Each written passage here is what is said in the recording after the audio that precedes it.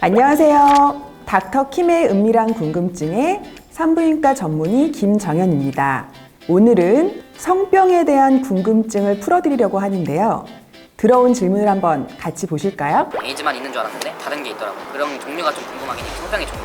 사실 고전적인 성병은 성기에 국한적으로 나타나는 질환을 뜻했어요. 그래서 예전부터 있었던 건 임질, 매독, 연성하감, 또 서해부의 림프 유가종 이 정도를 얘기했었는데 최근에는 성병이 범위가 많이 넓어졌습니다. 성매개 질환이라고 해서 성관계에 의해서 전염되는 질환을 통틀어서 STI, STD라고 표현하는데 여기에는 클라미디아, 트리코모나스, 임질, 에이즈, 비형 감염, 인유두종 바이러스 굉장히 종류가 다양해졌습니다. 특히 요즘 클라미디아가 굉장히 증가하는 추세에 있긴 하거든요. 이 클라미디아나 임질, 트리코모나스는 성관계에 의해서 성접촉에 의해서 전염이 돼서 여자한테는 보통 질염 증상을 나타내서 발견되는 이런 균이에요. 이런 균들이 위험한 이유는 감염이 된 줄 모르고 오래 지속되다 보면 골반염을 일으킬 수도 있고 난관 협착이라든지 또 이러다 보면 불임으로 이어지기도 하기 때문에 꼭 반드시 치료가 필요한 그런 질환입니다.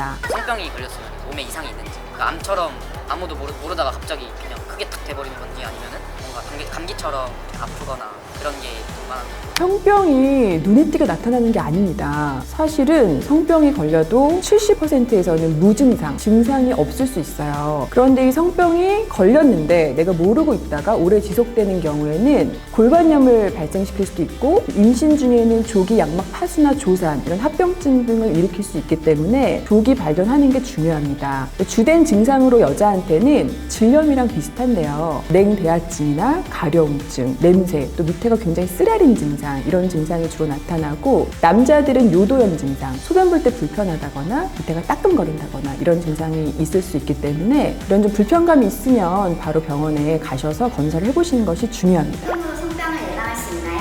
성병 예방법은 어떤 게 있나요? 네, 성병 예방법으로는 가장 널리 알려져 있고 가장 예방률이 높은 것은 콘돔을 사용하는 것이죠. 네, 콘돔으로 성병을 80% 정도 예방할 수 있습니다. 요즘 많이 들어보셨을 거예요. 노콘 노섹이라고 하잖아요. 콘돔 없이 섹스하지 말자. 성병을 예방하는 것은 콘돔이다. 이렇게 인식하시면 좋을 것 같고요. 하지만 100% 성병을 예방할 수 있는 건 성관계를 안 하는 것입니다. 원나잇을 많이 한 사람과 성관계는 어떻게 해야 하나요?